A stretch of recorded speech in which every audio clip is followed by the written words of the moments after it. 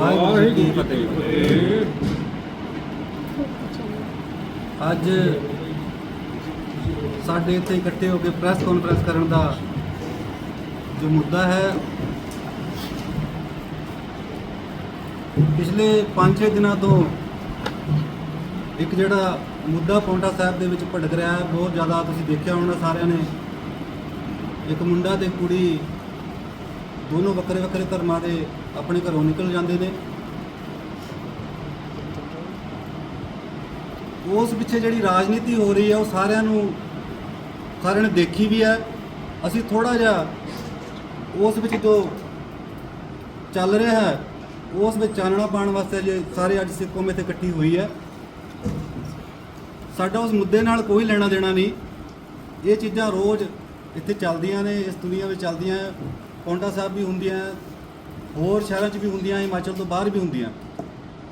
ਮੁੱਦਾ ਸਾਡਾ ਇਹ ਹੈ ਕਿ ਜਦੋਂ ਵੀ ਕੋਈ ਇਸੇ ਤਰੀਕੇ ਦਾ ਕੋਈ ਮੁੱਦਾ ਹੋਵੇ, ਉਹਦੇ ਵਿੱਚ ਸਿੱਖਾਂ ਦਾ ਜੇ ਕੋਈ ਰੋਲ ਆ ਜਾਂਦਾ ਹੈ ਤੇ ਉਸ ਨੂੰ ਕਿਸ ਨਿਗਾਹ ਦੇ ਨਾਲ ਦੇਖਿਆ ਜਾਂਦਾ।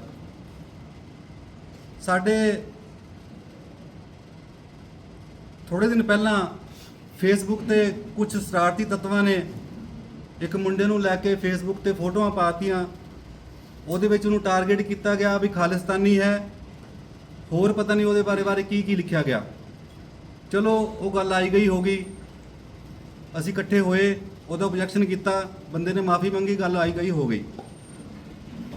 ਅੱਜ ਇੱਕ ਪ੍ਰਸ਼ਾਸਨਿਕ ਅਧਿਕਾਰੀ ਜੋ ਕਿ ਇੱਕ ਸੰਵਿਧਾਨਿਕ ਪਦ ਦੇ ਉੱਪਰ ਬੈਠਾ ਹੈ, SDM ਦੀ ਪੋਸਟ ਹੈ ਉਹਦੇ ਕੋਲ, ਤੇ ਉਹਦੀ ਗਲਤੀ ਸਿਰਫ ਇੰਨੀ ਹੈ ਕਿ ਉਹ ਇੱਕ ਸਿੱਖ ਕੌਮ ਤੋਂ ਬਿਲੋਂਗ ਕਰਦਾ। ਮੌਕੇ ਦੀ ਨਜ਼ਾਕਤ ਨੂੰ ਦੇਖਦੇ ਹੋਏ SDM ਗੁਰਜੀਤ ਸਿੰਘ ਚੀਮਾ ਨੇ ਉੱਥੇ ਜੋ ਵੀ ਐਕਸ਼ਨ ਲਿਆ, ਉਹ ਡੰਡਾ ਚੁੱਕਿਆ, ਕਿਸ ਕਰਕੇ ਚੁੱਕਿਆ, ਉਹ ਇੱਕ ਮੌਕੇ ਦਾ ਅਧਿਕਾਰੀ ਸੀ। ਇੰਨੀ ਉਹਨਾਂ ਕੋਲ ਪਾਵਰ ਹੈ ਕਿ ਉਹ ਉਸ ਮੌਕੇ ਦੇ ਉੱਪਰ ਉਹ ਡੰਡੇ ਨੂੰ ਚੱਕ ਸਕਦੇ ਸੀ, ਡੰਡਾ ਚਲਾ ਵੀ ਸਕਦੇ ਸੀ। ਈਵਨ ਕਿ ਜ਼ਿਆਦਾ ਮੌਕੇ ਦੇ ਉੱਪਰ ਜੇ ਕੋਈ ਹੋਰ ਗੱਲਬਾਤ ਹੁੰਦੀ ਤਾਂ ਗੋਲੀ ਦਾ ਆਰਡਰ ਵੀ ਦੇ ਸਕਦੇ ਸੀ, ਕਿਉਂਕਿ ਮੌਕੇ ਦੇ ਪ੍ਰਸ਼ਾਸਨਿਕ ਅਧਿਕਾਰੀ ਵਜੋਂ ਔਨ ਡਿਊਟੀ ਉਸ ਟਾਈਮ ਬੰਦੇ ਉੱਥੇ ਉਪਸਥਿਤ ਸੀ। ਕੁਝ ਲੋਕਾਂ ਨੂੰ ਇਹ ਗੱਲ ਹਜਮ ਨਹੀਂ ਹੋਈ। ਸ਼ਰਾਰਤੀ ਬੰਦਿਆਂ ਵੱਲੋਂ ਉਹਨਾਂ ਨੂੰ ਕੀ ਕਹਿ ਕੇ ਟਾਰਗੇਟ ਕੀਤਾ ਜਾ ਰਿਹਾ ਕਿ ਇਹ ਤਾਂ ਖਾਲਿਸਤਾਨੀ ਹੈ। ਅਸੀਂ ਸਿਰਫ ਉਹਨਾਂ ਬੰਦਿਆਂ ਕੋਲੋਂ ਇਹੀ ਗੱਲ ਪੁੱਛਣਾ ਚਾਹੁੰਦੇ ਹਾਂ ਵੀ ਖਾਲਿਸਤਾਨੀ ਕੀ ਹੈ। ਇਹ ਅੱਜ ਸਾਰੀ ਸਿੱਖ ਕੌਮ ਇੱਥੇ ਇਕੱਠੀ ਹੋ ਕੇ ਤੁਹਾਨੂੰ ਇੱਕ ਹੀ ਕੁਐਸਚਨ ਕਰ ਰਹੀ ਹੈ, ਸਾਨੂੰ ਇਹਦਾ ਜਵਾਬ ਚਾਹੀਦਾ ਵੀ ਖਾਲਿਸਤਾਨੀ ਹੈ ਕੀ। ਜਿਹੜਾ ਉੱਠਦਾ ਉਹ ਸਰਦਾਰ ਦੀ ਫੋਟੋ ਪਾ ਕੇ ਉੱਪਰ ਲਿਖ ਦੇਗਾ ਖਾਲਿਸਤਾਨੀ। ਜੇ ਕਿਸੇ ਨੇ ਕੋਈ ਚੰਗਾ ਕੰਮ ਕੀਤਾ ਤਾਂ ਖਾਲਿਸਤਾਨੀ, ਮਾੜਾ ਕੰਮ ਕੀਤਾ ਤਾਂ ਖਾਲਿਸਤਾਨੀ। ਤੇ ਸਾਨੂੰ ਖਾਲਿਸਤਾਨੀ ਦਾ ਇੱਕ ਤਾਂ ਮਤਲਬ ਸਮਝਣਾ ਹੈ। ਦੂਸਰੀ ਗੱਲ ਇਹ ਕਿ ਅਸੀਂ ਇਹਨੂੰ ਹੁਣ ਜ਼ਿਆਦਾ ਬਰਦਾਸ਼ਤ ਨਹੀਂ ਕਰਾਂਗੇ। ਇਹ ਘਟਨਾ ਅੱਜ ਪਹਿਲੀ ਨਹੀਂ ਹੈਗੀ। ਇੱਕ ਘਟਨਾ ਇਸੇ ਤਰੀਕੇ ਦੀ ਬੰਗਾਲ ਵਿੱਚ ਹੋਈ ਹੈ। ਔਨ ਡਿਊਟੀ SP ਨੂੰ ਧੱਕਾ ਮਾਰ ਕੇ ਉਹਨੂੰ ਖਾਲਿਸਤਾਨੀ ਕਿਹਾ ਜਾਂਦਾ। ਕਿੰਨਾ ਕੁ ਚਿਰ ਸਿੱਖ ਕੌਮ ਇਹ ਸਾਰੀਆਂ ਹਰਕਤਾਂ ਨੂੰ ਬਰਦਾਸ਼ਤ ਕਰਦੀ ਰਹੇਗੀ। ਅੱਜ ਅਸੀਂ ਪੌਂਟਾ ਸਾਹਿਬ ਤੋਂ ਇਹ ਇੱਕ ਮੈਸੇਜ ਦੇਣਾ ਚਾਹ ਰਹੇ ਹਾਂ ਕਿ ਤੁਸੀਂ ਇੱਕ ਪ੍ਰਸ਼ਾਸਨਿਕ ਅਧਿਕਾਰੀ ਦੇ ਖਿਲਾਫ ਤਾਂ ਨਾਅਰੇਬਾਜ਼ੀ ਕਰ ਸਕਦੇ ਹੋ, ਪੂਰੇ ਪ੍ਰਸ਼ਾਸਨ ਦੇ ਖਿਲਾਫ ਨਾਅਰੇਬਾਜ਼ੀ ਕਰ ਸਕਦੇ ਹੋ ਕਿਉਂਕਿ ਤੁਹਾਨੂੰ ਉਹਨਾਂ ਦੀ ਕਾਰਗੁਜ਼ਾਰੀ ਪਸੰਦ ਨਹੀਂ ਆਈ, ਪਰ ਤੁਸੀਂ ਇੱਕ ਬੰਦੇ ਨੂੰ ਟਾਰਗੇਟ ਕਰਕੇ, ਉਹਦੀ ਕੌਮ ਨੂੰ ਟਾਰਗੇਟ ਕਰਕੇ ਉਹਦੇ ਖਿਲਾਫ ਨਾਅਰੇਬਾਜ਼ੀ ਨਹੀਂ ਕਰ ਸਕਦੇ। ਇਹਦਾ ਸਾਨੂੰ ਜਵਾਬ ਚਾਹੀਦਾ। ਜਿਨ੍ਹਾਂ ਨੇ ਵੀ ਇਹ ਕੰਮ ਕੀਤਾ, ਜਿਨ੍ਹਾਂ ਵੀ ਚੀਮਾ ਕੀਮਾ ਕੌਣ ਹੈ, ਜਿਨ੍ਹਾਂ ਨੇ ਵੀ ਇਹ ਨਾਅਰੇਬਾਜ਼ੀ ਕੀਤੀ ਹੈ, ਜਿਨ੍ਹਾਂ ਉਹਨੂੰ ਖਾਲਿਸਤਾਨੀ ਕਿਹਾ, ਅਸੀਂ ਪ੍ਰਸ਼ਾਸਨ ਕੋਲੋਂ, ਮਾਨनीय ਮੁੱਖ ਮੰਤਰੀ ਜੀ ਕੋਲੋਂ ਇਹ ਮੰਗ ਕਰਦੇ ਹਾਂ ਕਿ ਉਹਨਾਂ ਦੇ ਖਿਲਾਫ FIR ਲੌਂਚ ਕੀਤੀ ਜਾਵੇ, ਉਹਨਾਂ ਦੇ ਖਿਲਾਫ ਸਖਤ ਕਾਰਵਾਈ ਕੀਤੀ ਜਾਵੇ। ਅਦਰਵਾਈਜ਼ ਨਾਲ ਲਿਖਿਤ ਵਿੱਚ ਉਹਨਾਂ ਕੋਲੋਂ ਮਾਫੀ ਵੀ ਮੰਗਾਈ ਜਾਵੇ। ਤੇ ਜੇ ਇਹ ਚੀਜ਼ਾਂ ਨਹੀਂ ਹੁੰਦੀਆਂ ਤੇ ਸਾਨੂੰ ਕੋਈ ਹੋਰ ਕਦਮ ਚੁੱਕਣਾ ਪਏਗਾ। ਹੁਣ ਅਸੀਂ ਚੁੱਪ ਬੈਠਣ ਵਾਲੇ ਨਹੀਂ ਆ। ਸਾਨੂੰ ਇਹ ਜਵਾਬ ਚਾਹੀਦਾ ਵੀ ਖਾਲਿਸਤਾਨੀ ਕੀ ਹੈ, ਸਾਨੂੰ ਵੀ ਪਤਾ ਲੱਗੇ ਵੀ ਅਸੀਂ ਕੀ ਆ। ਸਾਨੂੰ ਇਹ ਤਾਂ ਕਹੀ ਕਲੀਅਰ ਨੇ ਵੀ ਅਸੀਂ ਹੈ ਕੌਣ, ਖਾਲਿਸਤਾਨੀ ਹੈ ਕੀ। ਸਾਨੂੰ ਵੀ ਇਸ ਚੀਜ਼ ਦਾ ਮੀਨਿੰਗ ਚਾਹੀਦਾ, ਸਾਨੂੰ ਮਤਲਬ ਚਾਹੀਦਾ ਇਹਦਾ, ਤੇ ਸਾਨੂੰ ਪਤਾ ਲੱਗੇ ਖਾਲਿਸਤਾਨੀ ਕੀ ਹੈ, ਸਾਨੂੰ ਦੱਸਿਆ ਵੀ ਜਾਵੇ। ਨਾਲ ਸਾਨੂੰ ਇਸ ਗੱਲ ਦਾ ਇਹ ਜਿਹੜੀ ਹੁਣ ਅਸੀਂ ਮੰਗ ਰੱਖੀ ਹੈ ਤਾਂ ਨਿਪਟਾਰਾ ਕੀਤਾ ਜਾਵੇ। ਅਸੀਂ ਹੱਥ ਜੋੜ ਕੇ ਬੇਨਤੀ ਕਰਦੇ ਹਾਂ ਪ੍ਰਸ਼ਾਸਨਿਕ ਅਧਿਕਾਰੀਆਂ ਨੂੰ, ਸਾਰਿਆਂ ਨੂੰ, ਮਾਨनीय ਮੁੱਖ ਮੰਤਰੀ ਜੀ ਨੂੰ ਕਿ ਸਾਨੂੰ ਇਸ ਉੱਪਰ ਜਿਹੜੀ ਅਸੀਂ ਸਾਡੀ ਮੰਗ ਹੈ, ਇਹਨੂੰ ਮੰਗ ਨੂੰ ਮੁੱਖ ਰੱਖਦੇ ਹੋਏ ਤੁਸੀਂ ਇਹਦੇ ਉੱਪਰ ਤਕੜੀ ਕਾਰਵਾਈ ਕਰੋ ਤੇ ਦੋਸ਼ੀਆਂ ਦੇ ਖਿਲਾਫ ਕਾਰਵਾਈ ਕਰੋ, ਉਹਨਾਂ ਦੇ ਖਿਲਾਫ FIR ਵੀ ਲੌਂਚ ਕਰੋ ਤੇ ਉਹਨਾਂ ਨੂੰ ਅਰੈਸਟ ਵੀ ਕਰੋ, ਉਹਨਾਂ ਕੋਲੋਂ ਮਾਫੀ ਮੰਗਾਓ। ਇਹ 2 ਦਿਨ ਦਾ ਟਾਈਮ ਅਸੀਂ ਦਿੰਨੇ ਆ, 2 ਦਿਨ ਬਾਅਦ ਲਈ ਤੇ ਇਹਦਾ ਕੋਈ ਹੋਰ ਰੂਪ ਸਾਹਮਣੇ ਨਜ਼ਰ ਆਏਗਾ। ਸਾਰੀ ਸਿੱਖ ਕੌਮ ਅੱਜ ਤੇ ਥੋੜੇ ਜਿਹੇ ਗਿਣੇ ਚੁਣੇ ਬੰਦੇ ਸਾਡੇ ਨਾਲ ਆਏ, ਲੇਕਿਨ 2 ਦਿਨ ਬਾਅਦ ਅਗਰ ਨਹੀਂ ਆਇਆ ਤੇ ਇਹ ਸਾਰੀ ਇਹਦਾ ਜਿਹੜਾ ਰੂਪ ਹੈ ਇਹਨੂੰ ਕੋਈ ਉਗਰ ਰੂਪ ਲਿਆ ਜਾਏਗਾ ਤੇ ਸਿੱਖ ਕੌਮ ਰੋਡ ਤੇ ਇਕੱਠੀ ਹੋ ਕੇ ਤੇ ਇਹਦੇ ਖਿਲਾਫ ਧਰਨਾ प्रदर्शन करेगी। धन्यवाद जी। तो सभी से ये खाली उनसे नहीं है कि जो यहाँ पे भीड़ में इकट्ठे होकर जिन्होंने शब्द कहे हैं उनके लीडर से भी हमारे को यही मांग है। अगर उनका कोई लीडर गलती करता है, वो चाहे पूर्व मुख्यमंत्री जी हैं या पूर्व PM है, किसी को अधिकार नहीं है किसी सिख कौम के किसी बंदे को टारगेट करके आप उसको खालिस्तानी बोलो और उसके खिलाफ गलत बयानबाजी जो बाजार में प्रदर्शन हुआ है, आइडेंटिफाई हुए नारे लगाते हुए या कुछ वीडियो भी हैं हमारे पास। जयराम जी ने तो मंच से बोला है ना, चीमा कीमा मंच से बोला है कि ये चीमा कौन है। आप किसी प्रशासनिक अधिकार को बोल सकते हैं कि SDM चीमा कौन है, मैं उसका नाम नहीं जानता हूँ। चिम्मा एक एक धार्मिक क्लेश करना चाहा, पौंटा के अंदर विवाद करना चाहा, वो इस अधिकारी ने होने नहीं दिया। उनकी वो पॉलिसी खत्म होगी क्योंकि वो गुंडे साथ में लेके आए थे नाहन से, वो कहानी इनकी खत्म होगी। अब उन अफसरों में इनको सॉफ्ट टारगेट कौन था? सॉफ्ट टारगेट था SDM, क्योंकि वो सिख कम्युनिटी से बिलोंग करता था, उसको टारगेट करना शुरू कर। मुख्य बात तो यह प्रशासन और उनको अरेस्ट किया जाए। हमारी प्रशासन से DSP साहब भी थे, DSP साहब भी थे, उनको नहीं टारगेट किया गया। SP साहब भी थे, SP साहब भी थे वहाँ पे। चले हैं उस समय वहाँ पर SP साहब भी थे, DSP साहब। सिख कौम से बिलोंग करता है। बताया जा रहा है कि मूल रूप से कांगड़ा के रहने वाले सिख परिवार से ताल्लुक रखते हैं। टारगेट सिख कौम को किया जा रहा। खालिस्तानी कहने का क्या मतलब है? ये खालिस्तानी कहना ये तो सिखों को ही कहा जाता है।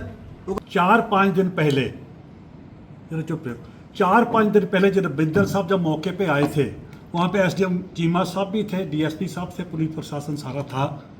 उस दिन टारगेट किसको किया गया? मुसलमान लोगों को टारगेट किया गया 5 दिन पहले। 5 दिन के बाद आज सिख कम्युनिटी को टारगेट किया गया। इसका क्या मतलब है? सिख कौन है, कहाँ से आए हैं सिख, मुसलमान कहाँ से आए हैं? मुसलमान की हमारे पास बात नहीं, उस दिन टारगेट किया गया, हम उनकी बात कर रहे हैं भाई। 5 दिन के अंदर 2 हादसे होते हैं, तो आज सिख कम्युनिटी को टारगेट किया गया है। चीमा साहब बोल सकते हैं, वो गेस्टेड अफसर है, हिमाचल केडर का अफसर है वो। उसको उस दिन कैसे बोला था अपने 5 दिन पहले कि चीमा साहब भरी पब्लिक के अंदर आपको बोलने का पता नहीं है, बोलना सीखो। एक गेस्टेड अफसर को जो कमांड कर रहे हैं, एक तहसील के अंदर पूरी तहसील को संभाल रहे हैं, उनको ऐसा बोलो ना सामने, ये शोभा नहीं देता। वो CM होने वाले CM है, बड़े बड़े मंत्री है, बड़े नेता है। और आज जो शब्द उन्होंने कहे चीमा साहब के लिए, ये सिख चीमा साहब SDM के लिए नहीं कहे। SDM के बारे में वो नारे लगाते, मुर्दाबाद जिंदाबाद जो मर्जी लगाते, हमारे को कोई एतराज नहीं था, प्रशासन अधिकारी है। मगर उन्होंने सिख कम्युनिटी को टारगेट किया है, चीमा वीमा। क्या मतलब होता है? हमने भी किसी को बोला, अभी हम बोल रहे हैं, बिंदल साहब बोल रहे हैं, भूतपूर्व आज इतने इसमें अपने भूतपूर्व श्री जयराम ठाकुर जी चीफ मिनिस्टर को यहाँ पे आना पड़ा। इतना बड़ा हादसा था, इसका मतलब दंगे कौन भड़का रहा है? दंगे भड़काने की कोशिश, ये भी आज भी दंगे भड़काने की कोशिश हुई है। हम इसलिए यहाँ पे इकट्ठे हुए हैं, चंद लोग, पूरी हमने अपनी कम्युनिटी को अभी मैसेज नहीं दिया है, इसलिए इकट्ठे हुए हैं कि कल तो 4 दिन पहले तो उधर दंगे भड़काने का इन्होंने भाषण दिया बिंदल साहब ने, आज पौंटा में भाषण दे दिया सिख कम्युनिटी के खिलाफ। तो हमारे को और दूसरी कौम को क्या चाहते हैं? हम कहाँ से आए हैं? जैसे भाई साहब ने बोला है कि हमारे को कम से कम डेफिनेशन तो बता दो, और हमारी जो हिंदुस्तान आज़ाद कराने के लिए जितनी हमारी कुर्बानियाँ हुई हैं उसकी परसेंटेज निकाल के देखो, कितनी परसेंटेज है सिख कौम की।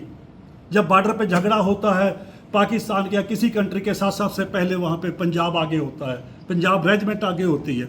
अभी अटैक जो अभी हुआ पाकिस्तान के साथ हमारा, तो गुजरात से क्यों अटैक करवाते हैं उसको, पंजाब से क्यों करवाते हैं? सिर्फ सिख कम्युनिटी को आगे करने के लिए। जब लड़ने के लिए है, देश के लिए, हम तो कुर्बान होने के लिए 24 घंटे सिख कम्युनिटी तैयार है। हमारा काम ही है अपने देश के लिए कुर्बान होना, अपने देश को बचाना, अपने देश को ठीक ढंग से रखना। तो हम ये नहीं चाहते ये चीमा वीमा, ये हमारे चीमा साहब को, एसडीएम को नहीं बोला, ये हमारी सिख कौम को मतलब एक उन्होंने टारगेट किया है और ऐलान किया है, इसको ऐलान समझते हैं हम। तो ऐसे भाषा क्यों इस्तेमाल करते हैं, ऐसी भाषा हमारे लिए क्यों इस्तेमाल करी? इतने बड़े नेता के मुंह से शोभा नहीं देता कि वो ऐसे शब्द इस्तेमाल करें। और 5 दिन के अंदर 2 बार 2 कम्युनिटी को टारगेट करते हैं। आज हमारा नंबर भी लगा दिया उन्होंने। उसके बाद क्या बुरा किया है हमने, क्या नुकसान किया किसी का हमने? तो हमारे को बताया जाए। अगर जो 2 दिन का हमने टाइम दिया है, अगर 2 दिन इसको हल्का ना लें। मैं बिंदल साहब से समझ से बोलना चाहता हूँ। मैंने उस दिन भी उनकी बात का जवाब दिया था, भाई आप लोगों ने जो शब्द इस्तेमाल किए, आप बहुत बड़े नेता है, आपको ये शब्द एक एसडीएम या गैजेटेड अफसर के लिए इस्तेमाल नहीं करने चाहिए थे। ऐसे अफसर बहुत पैदा कम होते हैं, चीमा साहब जैसे, जिन्होंने इस स्थिति को कंट्रोल किया, जहाँ पे पता नहीं कितने दंगे भड़कने थे, क्या क्या कितने लोग मरने थे। उनको चीमा साहब ने, पुलिस प्रशासन डीएसपी साहब को साथ लेके उसको कंट्रोल कर लिया। इसका मतलब बिंदल साहब को, बीजेपी के लोगों को ये तकलीफ है कि ये स्थिति कंट्रोल क्यों हुई है, यहाँ दंगे क्यों नहीं हुए। वो इसका मतलब दंगे कौन करवाता है, ये करवाना चाहते हैं। उस दिन वहाँ पे, आज पोटा साहब ने, तो उसको चीमा साहब ने, जिसको चीमा विमा कहा जाए, वैसे बहादुर अफसर हमारे को चाहिए, देश में चाहिए ऐसे बहादुर अफसर। ऐसी बहुत, मैं उसकी माँ को इस समझ से धन्यवाद देता हूँ जिसने ऐसे बेटे को जन्म दिया है, जिसने ऐसी स्थिति को कंट्रोल किया है। तो ये इनको अच्छा नहीं लगा, बीजेपी को ही कंट्रोल कर लिया उस स्थिति को। ऐसे तो जैसे पहले बोल चुके हैं, पूरे इंडिया में हो रहा है। थोड़ा सा हुआ, अब राजनीति चमकाने लग गए लोगों को। हाँ, अगर उन्हें लड़ना है तो खुद लड़के देखो किसी के साथ, दूसरे गरीब लोगों को क्यों मरवाते हैं बंगे धड़का के।